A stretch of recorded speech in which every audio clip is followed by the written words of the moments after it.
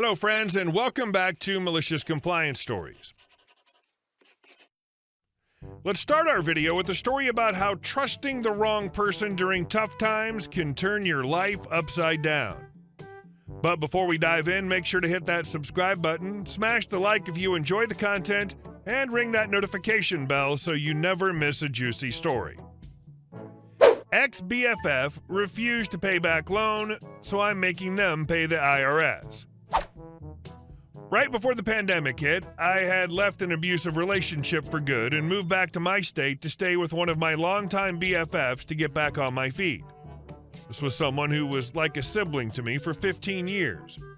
We went through the highs and deep lows in life by each other's side. Once everything was shut down, all my work, freelance, and side hustles dried up. It wasn't until summer that freelancers were included in all the COVID relief and I was eligible for unemployment. At the same time, my BFF was transferred to another state, but only for 1 year and then back. They weren't eligible for unemployment because they were still working remotely on reduced pay and hours, but they claimed they didn't have enough money for the move and their relocation package was only $500 to break a lease and move to a neighboring state in 30 days during a pandemic. Since I was planning to go with them, I lent what money I had to help with the cost of the move. Once we got to the new state, friend needed a car to get back and forth from work instead of ride sharing, so I lent them more money to lease a car. I started working underneath them because their company was short-staffed for the holidays and I needed income. This is important because ex-BFF knew exactly what I made, a little over $11 an hour. Around this same time, I brought up the loan and they agreed to start paying it back in chunks. By the end of the year, they had only paid back $400 and told me they were getting a nice EOY bonus for how well the store performed and would be able to pay me back in full after the new year. We agreed March was the deadline. By February, I was asking if they'd gotten said bonus. "Oh, I haven't gotten it yet. I'll let you know." Meanwhile, they'd been dating someone toxic AF and were never around and started being distant via text with me and other mutuals. March arrives, ex-BFF informs me they'll be transferred back to their old store and we can move back to where we came from. Yay! Oh, and I'll have to pay you back later because I had to pay off a bunch of credit debt, which was from a toxic ex they dated before the current one. Okay, fine, let's get out of one of the worst states in the country and then we'll settle up. Later that month, a mutual friend was hanging out and ex-BFF told them about the move back, except they said, "I'm moving back," before quickly correcting to, "We're moving back." April arrives, ex-BFF had to travel to old store for a week to get work things settled. I catch them when they're back and ask about the plans. In rapid succession, they reveal that they've completely screwed me. "I found a one-bedroom condo. I'm not taking any of the furniture. You can find a nice place for probably $1,000 a month. Oh, I'm ending the lease here 2 months early. You have to be out by June. You can keep working at the store here if you want." Long story short, I spent about a year couch surfing with friends in 4 different states.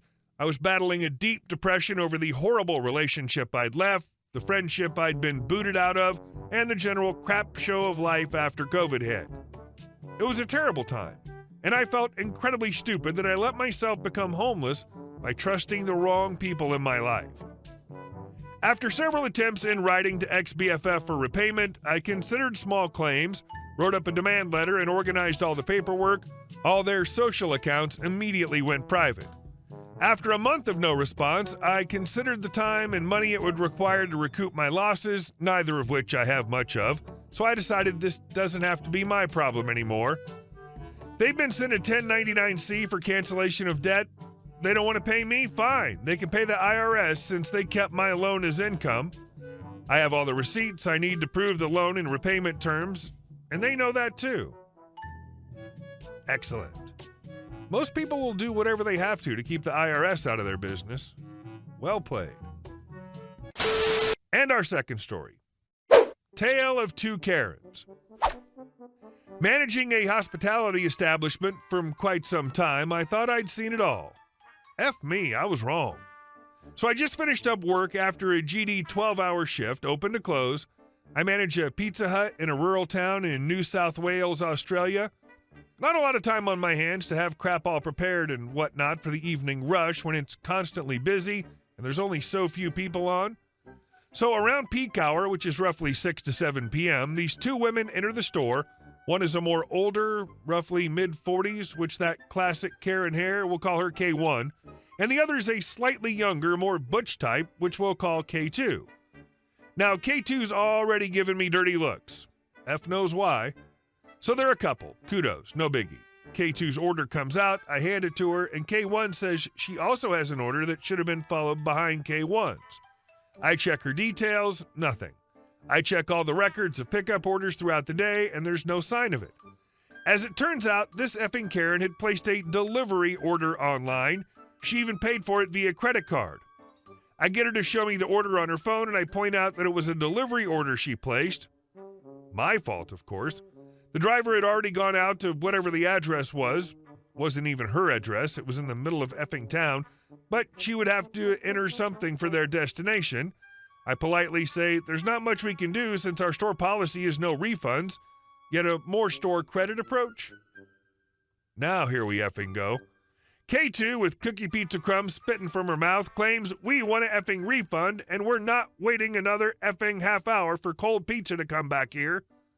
The day I was having, I thought, F being polite for once, this woman was outright swearing at me in front of other customers who looked concerned for my well-being. Good on you, lads. I said, look, I see this crap all the time, and trust me, going off at me isn't going to help. So sit the hell down and we'll remake the order for no extra charge. Because F it, when the food comes back, free dinner for us. K1 looks satisfied with the offer at first, but then joins in on the complaining. I swear, I placed the order for pickup, the customer's right, and I want my refund. I wasn't instructed properly on how to use your website. Okay, disclaimer here mid-story. Don't go off at workers for their franchise's website. We honor what's sent to us. We do not develop the GD apps. Oh, F me. I was seeing red just hearing that classic bullcrap. You're not getting your refund because it's against store policy, and you best be not blaming us for your screw-up, madam. You placed the order. You would have gotten an email. This is your doing. The other few customers waiting around gave me a solid smile and nod. I felt like a GD champ. They tried to chime in, but I gave them the hand and said, 5 minutes. We'll push your order up as a priority, because anything to make this situation end faster. Order comes out, I slap a copy of the receipt on there, which I highlighted delivery on the where the order type is. What about the delivery charge? K2 intervened. It's valid, ma'am. I brought it from the kitchen to you. Then they effed off, shaking their heads and whatnot. Anywho, that's my little story from a long old shift. Should have charged them double for delivery because you delivered it downtown as well as directly to her. And our last story. Goodbye, terrible neighbors. I have a detached office that I work from, but still on my property.